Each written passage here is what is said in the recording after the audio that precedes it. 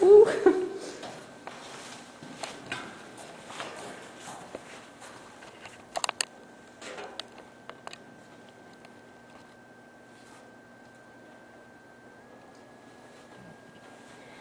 The mask I have here today represents two meanings.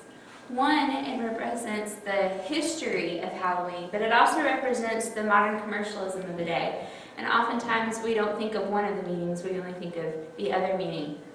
After personally researching this topic by reading the works of well-acclaimed scholars, historians, and different viable statistics, I would like to share with you some of the history of Halloween, and as well as the modern commercialism aspects of the day.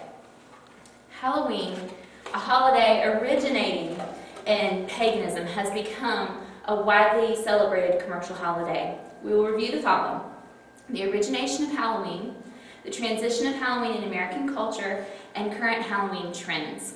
Halloween began as a pagan festival. According to Harold Myra, Halloween's unsavory beginnings preceded Christ's birth when the Druids, in what is now Britain and France, observed the end of summer with sacrifices to the gods. These Druids were also Celts, and the Celts didn't originally call it Halloween, they called it Samhain. It's spelled S-A-M-H-A-I-N. But they had this festival celebrating the various dead and evil spirits along those days. It was at the end of the summer, and it was to bring in the winter. And the winter was kind of known for death, so they had this festival right in between. The Druid priests would wear costumes to protect themselves from the evil spirits. Hank Hanegraaff said it was a night on which the veil between the present world and the world beyond was pierced. They believed that those evil spirits would come out during that time, so the Druid priest would dress themselves with various masks and things like that to protect them from those evil spirits that were supposedly coming out at night. So the response of the Christian church was to change their All Saints' Day from May to November 1st. They would pray for various people, and the idea was to thwart the pagan practices that were going on the night before. So they changed the name to All Hallows Eve. That's where we get the name Halloween from actually the more Christian day, the following day on November 1st. America, however, did not always celebrate the pagan practices. It did not always celebrate Halloween. The original settlers that came over were Puritans, and they were very much ones to set themselves apart from worldly practices. So they didn't have anything to do with these customs. Pagan practices were considered heresy to them. Now, years down the road, a potato famine happened in Europe, which caused the Irish from Europe, the Irish farmers, to come over to America so they could have a better life in America. When they came over, they also brought their cultural practices and in turn brought over Halloween and the practices of Halloween. They introduced America to Halloween, and by doing that, they started changing some of the traditions of Halloween. The big bonfires that they would have originally to celebrate in that night, those big bonfires became jack-o'-lanterns, and they would have the pumpkins and carve out in the pumpkins and put lights in there instead of having these huge bonfires. They also started taking, other shifts started taking place, such as they didn't offer the sacrifices that they supposedly offered before.